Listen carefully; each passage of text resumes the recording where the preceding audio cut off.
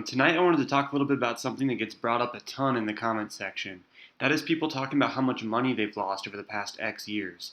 As you are all aware, I'm sure, the silver and all precious markets for that matter have been slipping since 2011 when we saw our last major highs in spot price.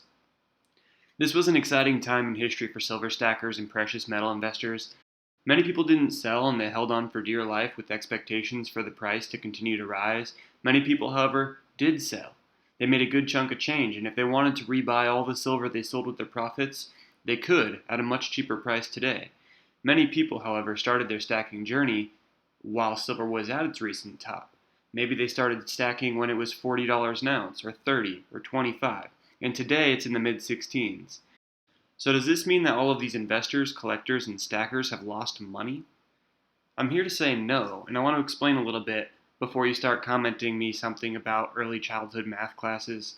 I want to try and explain something real quick, okay? When you're dealing with commodities, you need to make one important distinction, and that distinction is that technically the fiat dollar, in and of itself, is a commodity. So we're trading dollars for metal, or apples to oranges. It's a conversion. It's not necessarily a purchase when you think about it like this. You do not lose any money until you leave with money in your hand. Let me put it like this. If I bought this pistachio for $1,000 a week ago, and then sold it today for $1, then immediately turned around and bought it back again for $1, did I lose money? Or am I just holding a depreciated asset?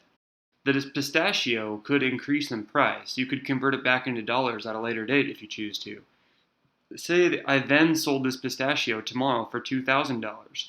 Then I changed my mind and bought it back again for $2,000. I still own one pistachio, but did I make money? No. The point I'm trying to make is that you haven't lost or made any money until you leave with dollars in your pocket, until you walk away from the asset itself and have converted it into a dollar amount. So all the people that started buying silver at $40 an ounce back in 2011, have they all lost money? No, unless they've sold it already. If you sold your metals and accepted the fiat dollar in exchange, that is when you lost your money.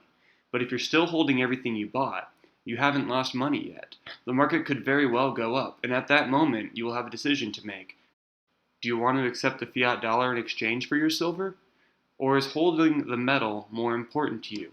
Let me put it like this. Say the dollar dies, is your silver worth $0? No, of course not. Is it worth infinity dollars?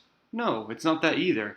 We're raised in a society to worship the dollar. We think about everything in terms of dollars. Gasoline prices, food costs, real estate values, debt.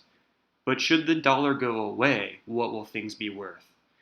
All I'm trying to say is stop comparing apples to oranges. You wouldn't try to buy Google stocks with barrels of oil, would you? No, of course not. If you bought silver with dollars, so what? You didn't make any money or lose any money until you've converted it back into dollars. Low times in the market are always tests. They could last 30 years or more.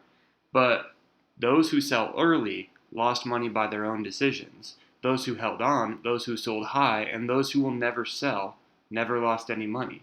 Stack within your means and only invest what you're willing to lose if you plan on selling early, and stop comparing everything to the dollar. A great example of this is cryptocurrency exchanges or foreign currency exchanges. They often don't use the dollar at all. You may trade one ether for a fraction of a Bitcoin, or you may trade one Australian dollars for some fraction of a euro. When commodities are given arbitrary relative values, why do we obsess over the spot price of precious metals? Your silver is only worth silver until you decide to convert it back into fiat currency. Let me know what you think below, and thanks for watching.